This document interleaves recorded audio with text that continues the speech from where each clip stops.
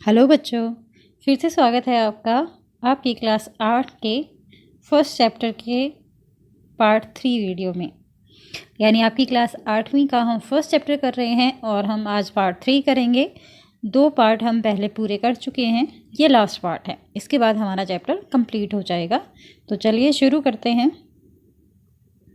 अभी तक हम इसमें पढ़ चुके हैं संक्रमण का अर्थ, माध्यम, संक्रमण के अलग अलग तरीके, उनसे होने वाले रोग, संप्राप्ति काल, संक्रामक काल, मलेरिया रोग के बारे में और अतिसार के बारे में।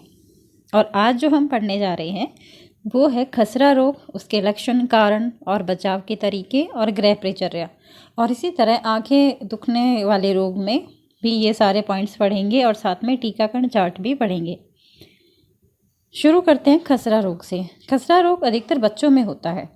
रोगी के खांसने छींकने से कीटाणु वायु को दूषित करते हैं और जब स्वस्थ व्यक्ति इस दूषित वायु में सांस लेता है तो उसे भी ये रोग हो जाता है। खसरा बच्चों एक ऐसा रोग है जो बहुत ही ज़्यादा फैल जाता है, बहुत आसानी से फैल जाता है, क्योंकि ये एक संक्रामक रोग है।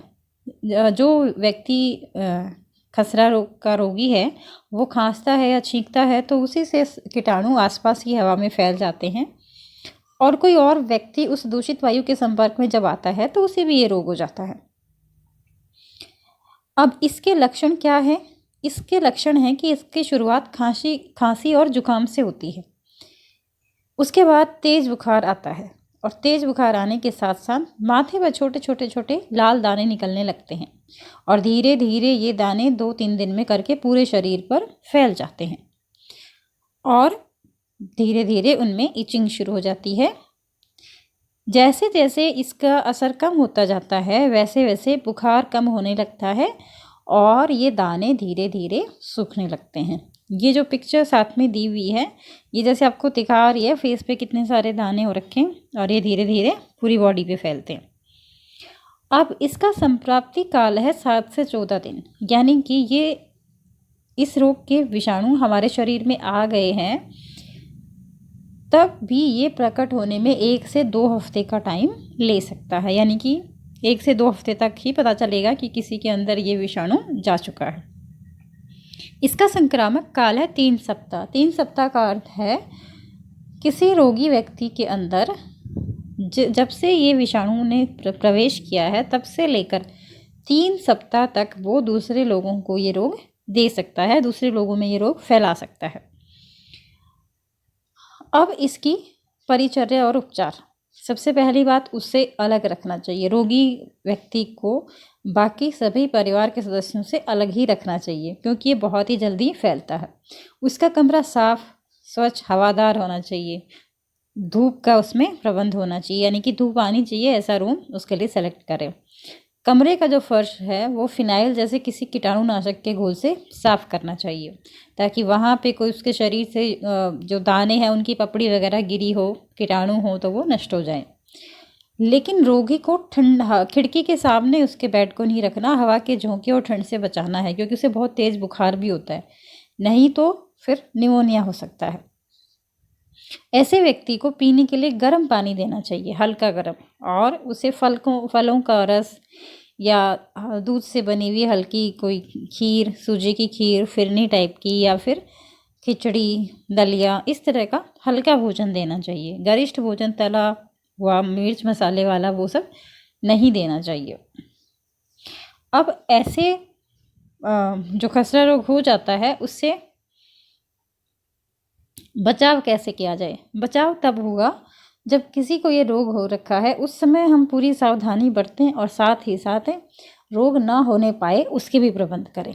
अब अगर घर में किसी को ये रोग है तो उसके वस्त्र, बर्तन और दूसरी जो उपयोग में आने वाली चीज़ें हैं उसकी वो अलग रहनी चाहिए और उस व्यक्ति की जो भी देखभाल कर रहा है उसके अतिरिक्त कोई भी उसके पास, उसके संपर्क में ना आए।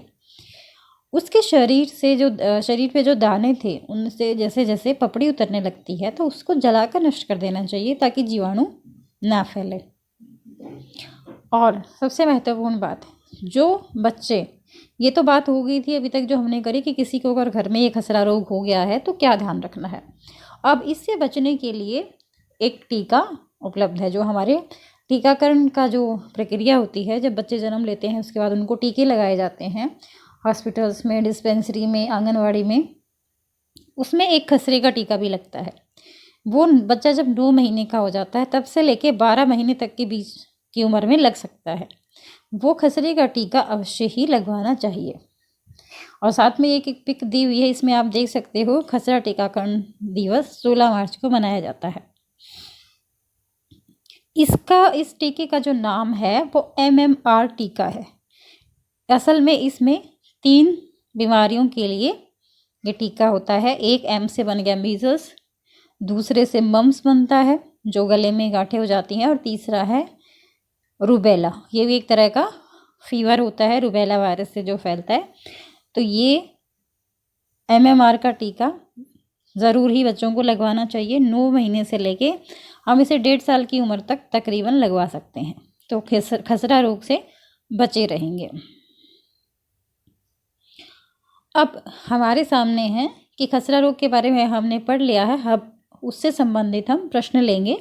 ये सारे प्रश्न आप कॉपी में करेंगे, अपनी नोटबुक में करेंगे। इसमें खसरा रोग के फैलने के क्या कारण हो सकते हैं, सबसे पहले हमने यही बात की थी। खसरा रोग का संप्राप्ति काल और संक्रामक काल। संप्राप्ति काल था इसका 7 से 14 दिन और संक्रामक काल था 3 सप्ताह। खसरा रोग के लक्षण बताने हैं और खसरा रोग की स्थिति में क्या परिचर्या और उपचार करना चाहिए ये बताना है। तो ये सारे क्वेश्चंस आप नोटबुक में करेंगे। अगला रोग जो हम डिस्कस करेंगे वो है आंखें दुखना। आँखों के बहुत सारे रोग हो सकते हैं बच्चों। हम एक बहुत ही सामान्य तौर पे होने वाला रोग है आंखें दुखना, जिसमें रेड कलर की हो जाती हैं आइज़, पानी आता रहता है, पानी बहती रहती हैं और गंदगी निकलती है और दर्द होता है, आंखें खोलने में परेशानी होती है, रोशनी चुभती है। ये आंखें दुखना रोग के लक्षण होते हैं, वो हम आगे डिस्कस करेंगे। सबसे पहले इसका कारण क्या है? इसका कारण है व्यक्तिगत और वातावरण की असवच्छता, यानी व्यक्तिगत रूप से इंसान साफ सफाई ना रखता हो और आसपास का वातावरण गंदगी से भरा हुआ हो, धूल हो, धुआं हो, तो आँखों में धूल और गंदगी चली जाती है, जिसकी वजह से आँखों में इन्फेक्शन हो जाता है। और ये रोग भी संपर्क द्वारा फैलता है, यानी कि एक संक्रामक रोग है, एक व्यक्ति से दूसरे में फैल सकता है। जैसे आजकल हम कोरोना के बारे में सुन रहे हैं, वो तो एक बहुत ही ज़्यादा संक्रामक है, लेकिन आंखें दुखना भी एक संक्रामक रोग है। तो इस वजह से जो भी संक्रामक रोग होते हैं बच्चों, रोगी व्यक्ति को हमेशा बाकी लोगों से अलग रहना चाहिए ऐसी स्थिति में। इसके लक्षण जैसे अभी हम बात कर रहे थे, आँखों का लाल होना, आँखें सूज जाना, पानी बहना, गंदगी निकलना, आँखें खोलने में दर्द होने लगता है और रोशनी को देखकर आँखों में परेशानी होती है, दिखाई देने में भी परेशानी होती है। अब हम बात करते हैं आँखें दुखना रोग में गृह परिचर्या और बचाव कैसे किया जाए। गृह परिचर्या का अर्थ है बच्चों कि जब घर में किसी को ये रोग हो तो क्या किया जाना चाहिए। सबसे पहली और सबसे इम्पोर्टेंट बात, डॉक्टर ने जो दवाई बताई है, जितनी बार वो डालनी है उतनी ही बार उसी की सलाह के अनुसार से दवाई डालें। उसके अलावा किसी और की सलाह से या अपने आप डॉक्टर बनकर कोई भी दवाई या देसी दवाई आंखों में ना डालें।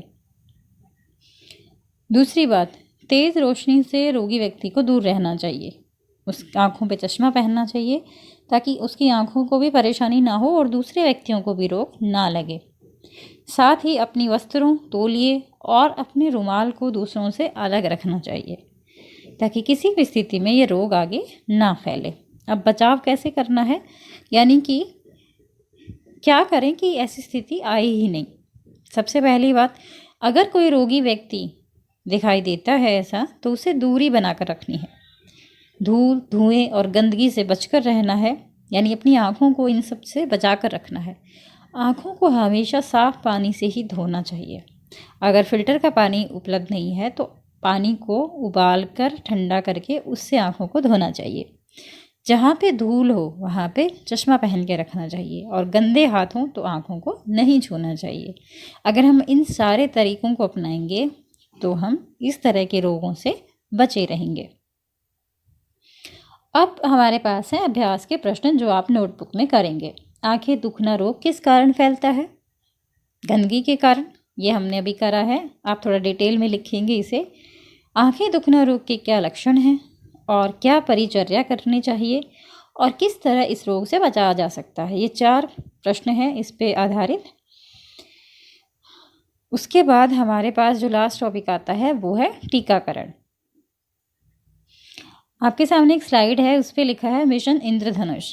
ये बच्चों सरकार के द्वारा चलाया जा रहा एक ऐसा प्रोग्राम है, जैसे इंद्रधनुष में 7 रंग होते हैं, उसी तरह से 7 बहुत ही खतरनाक घातक बीमारियों से बचने के लिए हमारी सरकार फ्री टीकाकरण करती है, जो हर आंगनबाड़ी, डिस्पेंसरी और सरकारी अस्पताल में उपलब्ध होते हैं फ्री में, और ये हर बच्चे को लगवाए जाने चाहिए।